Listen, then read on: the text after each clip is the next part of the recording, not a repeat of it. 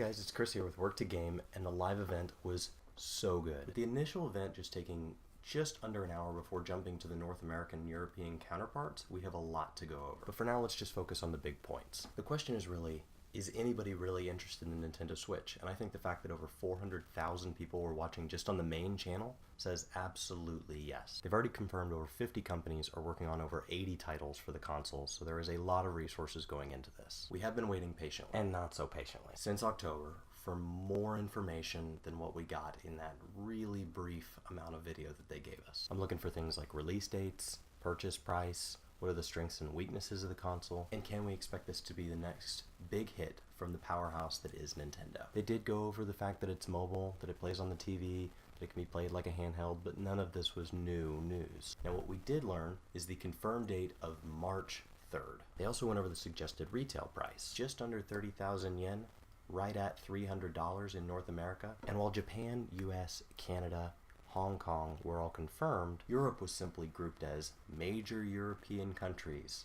And they also said that retail price, you're going to have to contact your local retailer.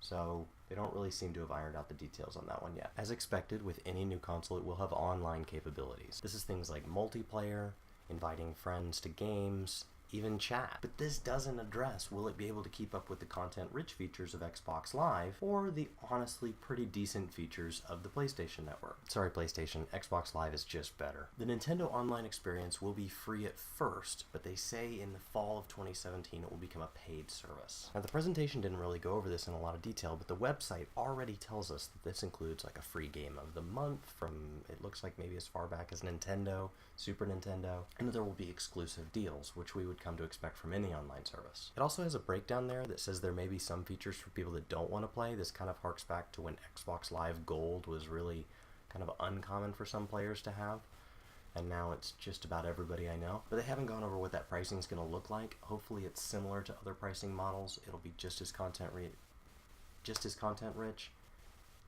and just as reliable. But we'll see. For now, I simply remain hopeful. They also mentioned that you could access it from your smart device. I don't really know what that looks like. Are you implying that my phone can somehow maybe play Nintendo games with my friends? Are you simply talking about chat features? Don't really know how far they're willing to go with that. Which brings us to region locking. DRM is absolutely the big question when you talk about the fact that it's a console that I'm going to take with me.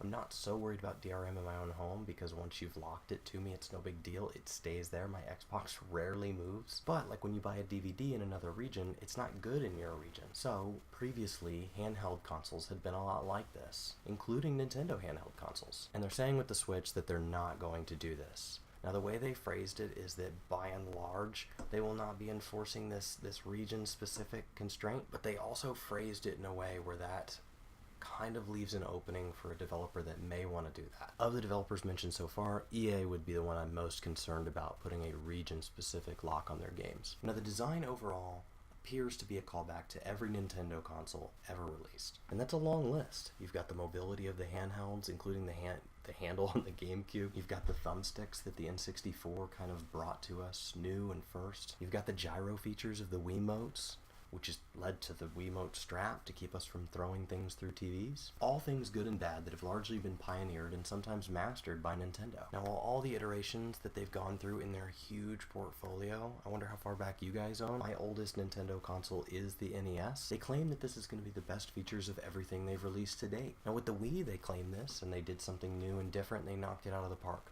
The Wii U was a little less so. So we're going to have to get our hands on this, and we're going to have to try it out, and we're going to have to see how well it gets adapted and on a whole, just to get a feel for if this is the home run that they're capable of doing. Some of the things like multiplayer really require not only do you like the console, but that other people like the console too.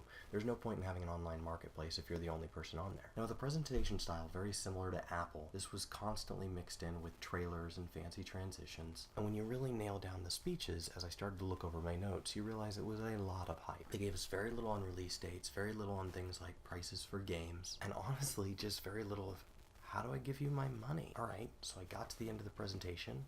You said it's going to be $299.99. I open my bank account, it's there. How do I get it to you? You haven't told me yet. But then we go back to the 3 game modes, all of which look fantastic. The first is obviously a TV mode. This is pretty typical. The controller varies from playing with your little remotes to in a grip where it kind of mimics a Pro Controller to an actual Pro Controller that they'll sell separately. This Pro Controller is nothing out of the box. It mimics a lot of what other controllers have done.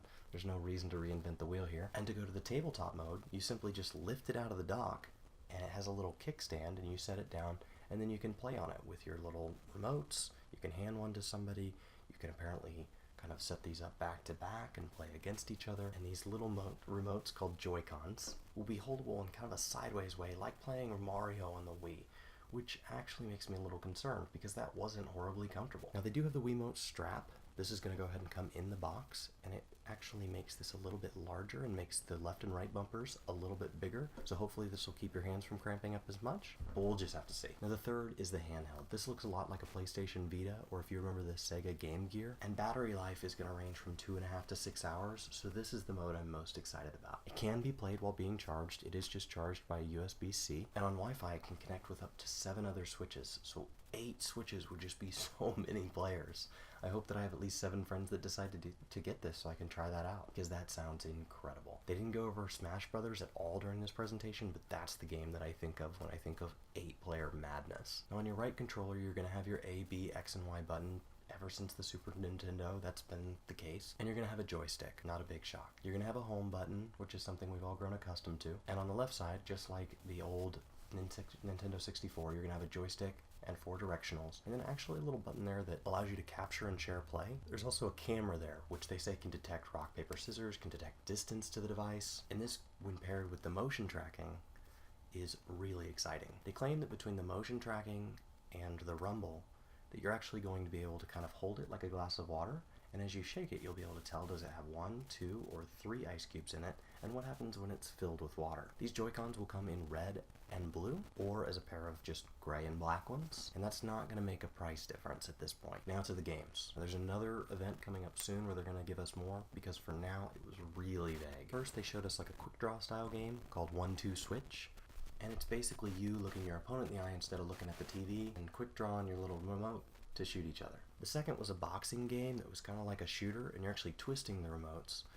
and it reminded me a lot of maybe the sword fighting from the Wii Sports. And honestly, both reminded me of like a WarioWare or a Wii Sports or something like that, where it doesn't seem to be the goal to make it like a box office hit like you would a Mario or a Zelda game, but rather just showing off the capabilities so that other developers can think, oh yeah, that's how I should be using this. Now speaking of those big blockbusters, the anchor titles that I'm most excited to play is Mario, which isn't going to release until the holiday season of 2017, so you've got a while, and Zelda, which they finished the event out with a amazing, stunning trailer of, but they gave us nothing for a date. And while Mario Odyssey might be worth the wait, in the meantime, I hope we get at least our hands on things like Splatoon 2, which looks like a Team Fortress 2 paint style game. Bethesda bringing Skyrim over, that's what that game has always needed. And Square Enix bringing an entire list of things.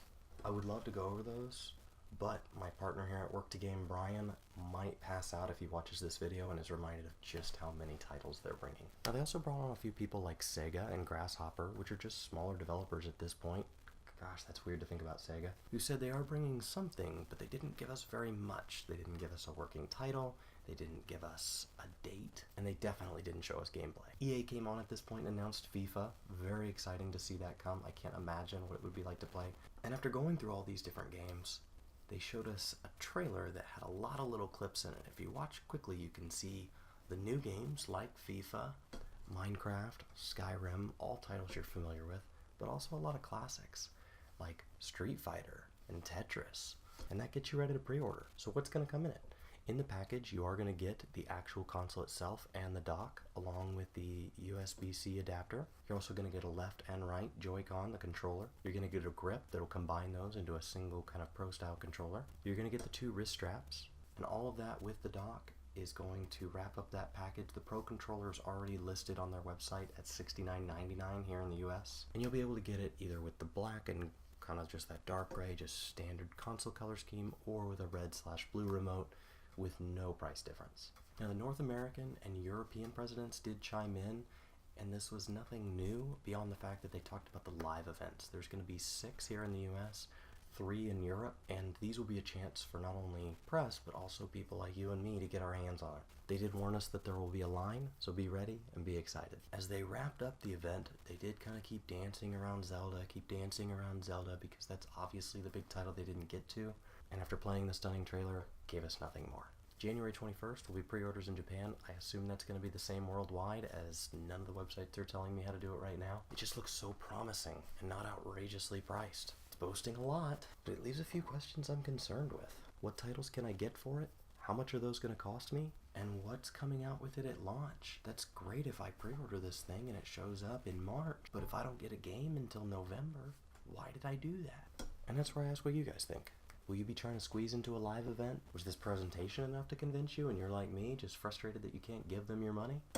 Is it worth waiting till March to play with friends and risking that they're unavailable for a while? And what games would you want to be available at launch? What games are you most looking forward to in general? And are there still questions you have? Feel free to let us know in the comments below. And as always, please like this video if you enjoyed it or what we do here at Work to Game. Subscribe if you've enjoyed this wonderful community. And thanks for watching.